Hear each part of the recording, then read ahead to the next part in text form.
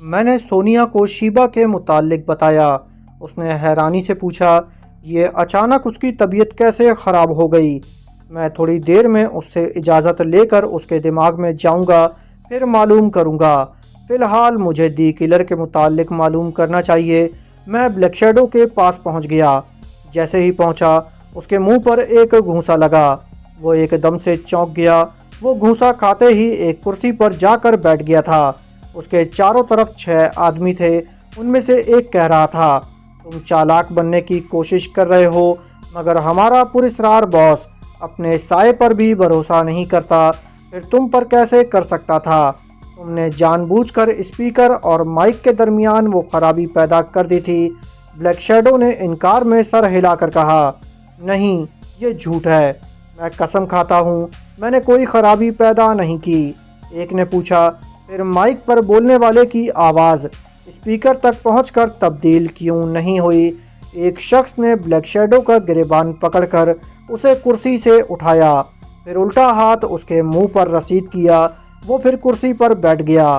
اس شخص نے کہا، ہمارے پراسرار باس نے پہلے ہی حکم دیا تھا کہ جب تم مائک کے اسپیکر وغیرہ کا کام کر لیا کرو تو تمہیں اس کمرے سے ہٹا دیا جائے۔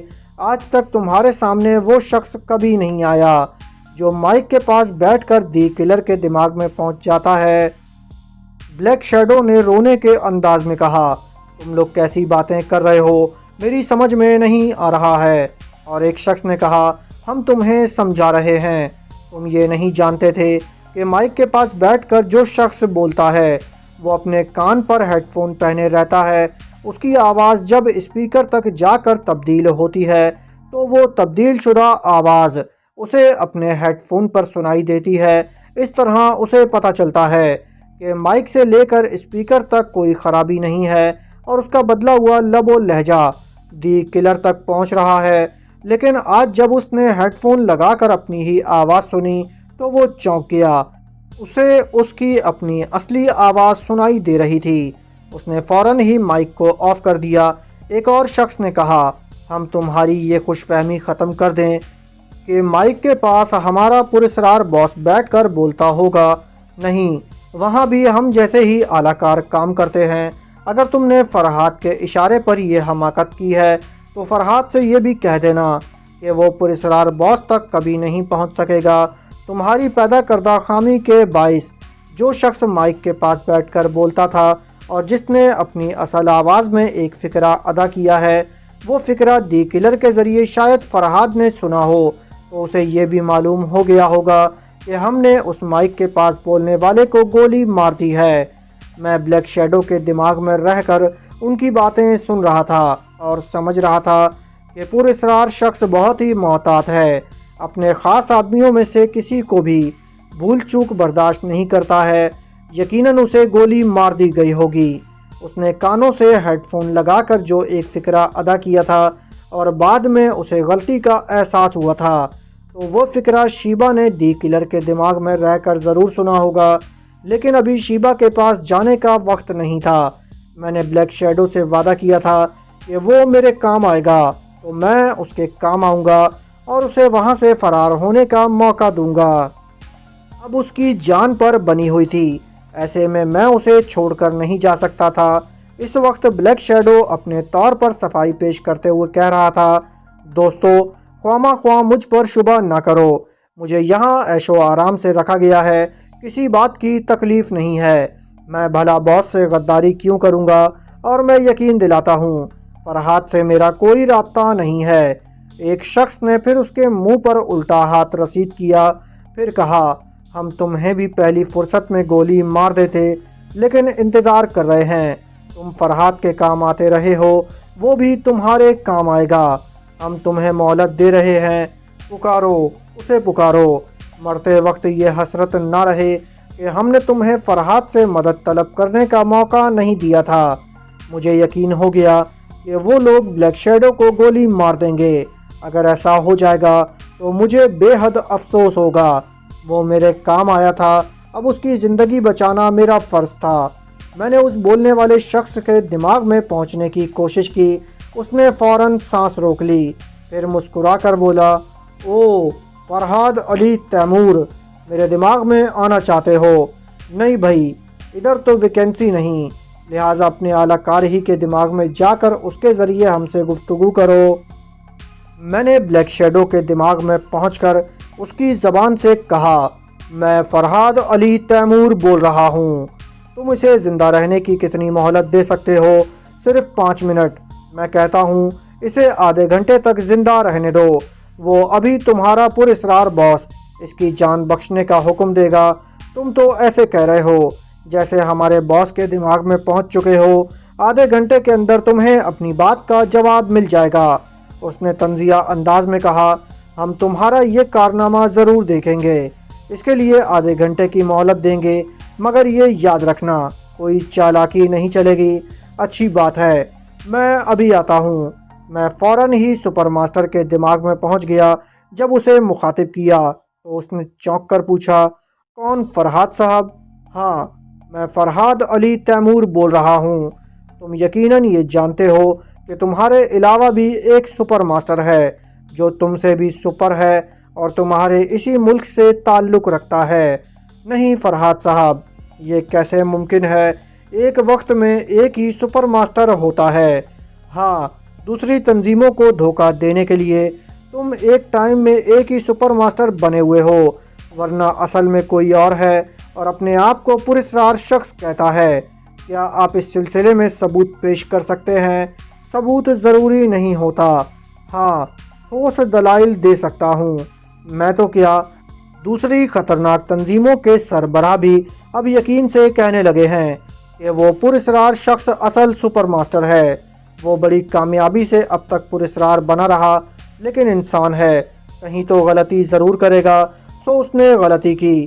سب سے پہلی غلطی یہ کہ اس نے رسونتی، سونیا اور آلا بی بی کو الاسکا پہنچا دیا۔ اس کے بعد رسونتی کو ہاربے پہنچایا، یعنی میری تینوں ساتھی عورتوں کو اسی ملک کے شمال سے جنوب تک خواہ خواہ گردش میں رکھا۔ سپر ماسٹر نے کہا، یہ تو کوئی دلیل نہ ہوئی۔ ٹھوس دلائل یہ ہیں کہ جب تک رسونتی میکاکس کے ساتھ ہاربے سے برازیل تک سفر کرتی رہی، وہاں اس کی نگرانی کے لیے صرف سادہ لباس والے ہی سفر نہیں کر رہے تھے، بلکہ بعض جگہ فوجیوں کو بھی استعمال کیا گیا اور بحری، فضائی اور خشکی کے تمام راستوں کی ناکہ بندی کی گئی۔ تمام ایئرپورٹ وغیرہ میں ایسے احکامات صادر کیے گئے جو یہاں کے اعلیٰ حکام کی زبان سے ہی صادر ہو سکتے تھے۔ میں نے گھڑی دیکھتے ہوئے کہا، سپر ماسٹر، میں نے تمہارے آدمیوں سے آدھے گھنٹے کی مہلت حاصل کی ہے تاکہ وہ بلیک شیڈو کو گولی نہ ماریں۔ میں اس کی جان بخشی کا حکم چاہتا ہوں۔ اگر آدھے گھنٹے سے پہلے حکم نہ دیا گیا تو بلیک شیڈو کی طرح تمہیں بھی اپنی جان سے جانا ہوگا۔ وہ ایک دم سے ہڑبڑا کر اپنی جگہ سے اٹھ گیا، کہنے لگا، یہ کیا کہہ رہے ہو؟ کسی بلیک شیڈو کی وجہ سے تم مجھے کیوں ہلاک کرنا چاہتے ہو؟ میں وقت ضائع نہیں کرنا چاہتا۔ اگر تم اپنی زندگی چاہتے ہو تو اپنی حفاظت کے لیے دنیا بھر کے حفاظتی انتظامات کر لو، یا پھر اپنے اس اعلیٰ سپر ماسٹر تک یہ خبر فوراً پہنچا دو کہ بلیک شیڈو کے بدلے تمہاری جان جانے والی ہے۔ اگر وہ تمہاری زندگی بچانا چاہیں گے تو بیچارہ بلیک شیڈو بھی حرام موت مرنے سے بچ جائے گا۔ پھر میں نے گھڑی دیکھتے ہوئے کہا، میری گھڑی سے اپنا وقت ملا لو، صرف 18 منٹ رہ گئے ہیں۔ 18 منٹ کے بعد تم اور بلیک شیڈو دونوں ہی مرو گے یا دونوں ہی زندہ رہو گے۔ وہ فوراً ہی اعلیٰ حکام سے رابطہ قائم کرنے لگا۔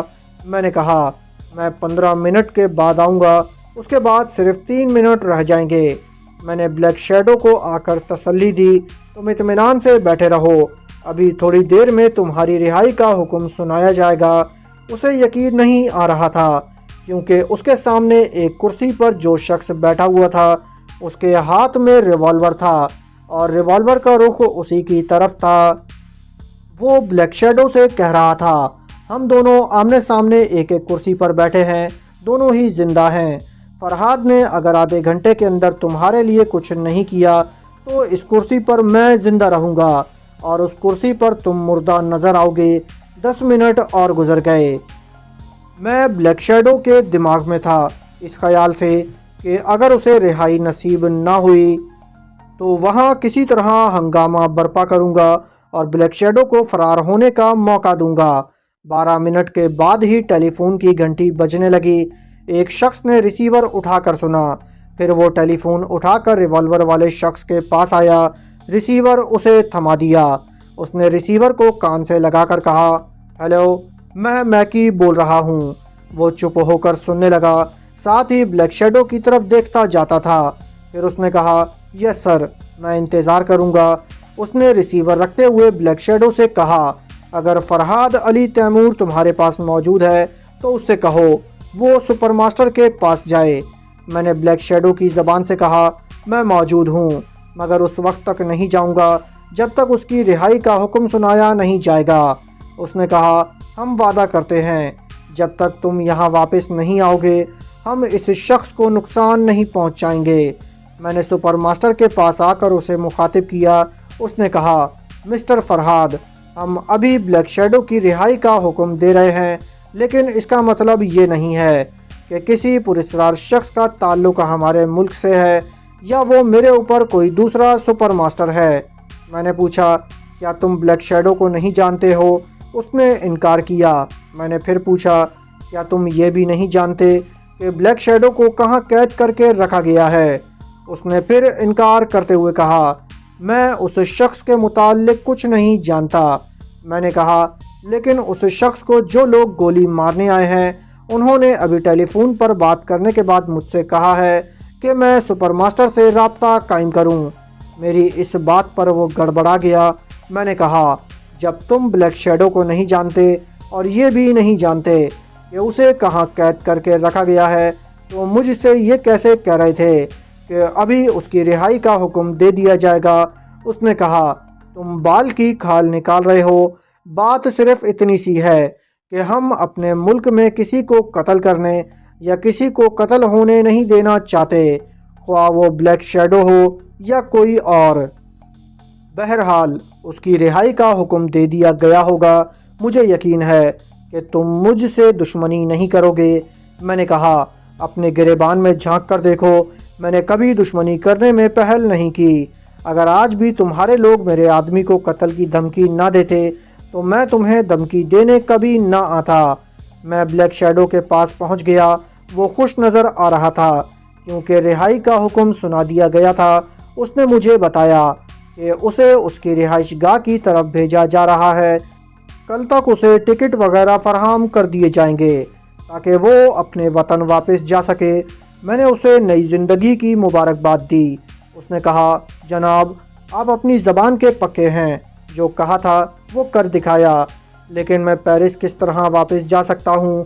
وہاں پہنچتے ہی گرفتار کر لیا جاؤں گا کیونکہ مجھے جیل سے اغوا کر کے لایا گیا تھا۔ فکر نہ کرو، یہاں سے جاؤ۔ میں جناب شیخ الفارس کے ذریعے فرانسیسی حکام سے رابطہ قائم کر کے تمہیں معافی دلانے کی کوشش کروں گا۔ میں دماغی طور پر اپنی جگہ حاضر ہوا۔ سونیا نے پوچھا، کیا ہوا؟ کچھ بھی نہ ہو سکا۔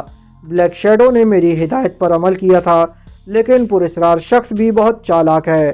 وہ حفاظتی انتظامات پہلے ہی کر چکا تھا، اس لیے جو خرابی اسپیکر اور مائک کے درمیان پیدا کی گئی تھی اس سے ہم فائدہ نہ اٹھا سکے۔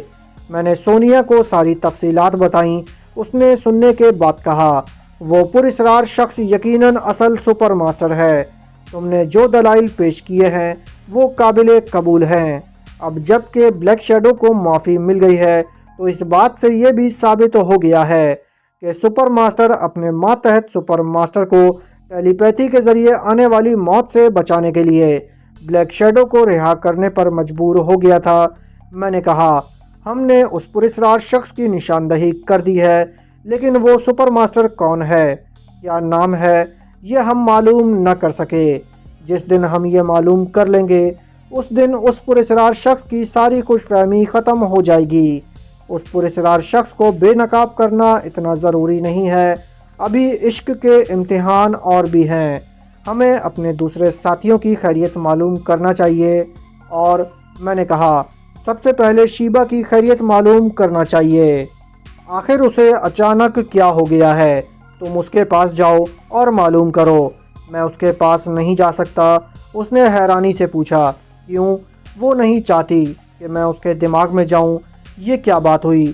اب میں کیا کہہ سکتا ہوں؟ پھر اس سے رابطہ کیسے قائم ہوگا؟ وہ خود میرے پاس آئے گی یا تم سے رابطہ قائم کرے گی؟ وہ چند لمحے تک سر جھکائے سوچتی رہی، پھر بولی، شیبا نہیں چاہتی کہ تم اس کے چور خیالات پڑھو۔ اس کے دل میں کوئی ایسی بات ہے جسے وہ چھپائے رکھنا چاہتی ہے۔ وہ کہتے کہتے رک گئی، کھلا میں تکنے لگی۔ میں نے فوراً اس کے دماغ میں آواز لگائی تو مجھے شیبا کی سوچ سنائی دے رہی تھی۔ وہ سونیا سے کہہ رہی تھی، میں خیریت سے ہوں، تم دونوں خواہ مخواہ میرے لیے پریشان ہو رہے ہو۔ سونیا نے سوچ کے ذریعے کہا، کیا یہ پریشان ہونے کی بات نہیں ہے کہ تم اچھی بھلی تھیں اور اچانک بیمار ہو گئیں؟ کبھی کبھی آدمی اچانک بیمار ہو جاتا ہے، اس کا پتہ نہیں چلتا کہ وہ بیمار کیسے ہو گیا۔ ڈاکٹر کی سمجھ میں تو آ سکتا ہے۔ بھائی مجھے معمولی سا بخار تھا، میں نے ایک ٹیبلٹ لی، پانی پیا اور تھوڑی دیر بعد آرام آ گیا۔ کیا تم نے جناب شیخ الفارس کو ہمارے متعلق سب کچھ بتا دیا ہے؟ ہاں، میں نے انہیں یہ بھی بتا دیا ہے کہ فرحاد صحت یاب ہو گئے ہیں اور اب خیال خوانی کر سکتے ہیں۔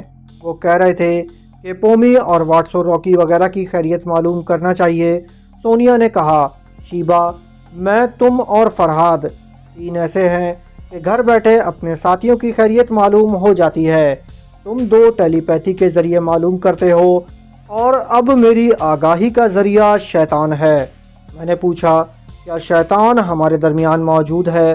سونیا نے کہا، وہ کب موجود نہیں رہتا؟ اگر شیبا موجود ہے تو وہ ہمیں پھر بہکانا شروع کر دیتا۔ یہ کہہ کر وہ ہنسنے لگی۔ شیبا نے پوچھا، کیا میں جاؤں؟ دوستو، اس قسط کا اختتام یہیں کیا جاتا ہے۔ جانے سے پہلے اس ویڈیو کو لائک کیجئے، چینل کو سبسکرائب کیجئے۔ انشاءاللہ آپ سے اگلی قسط میں ملاقات ہوگی۔ جب تک اپنا اور اپنے اس چینل کا خیال رکھیے گا۔ اللہ حافظ۔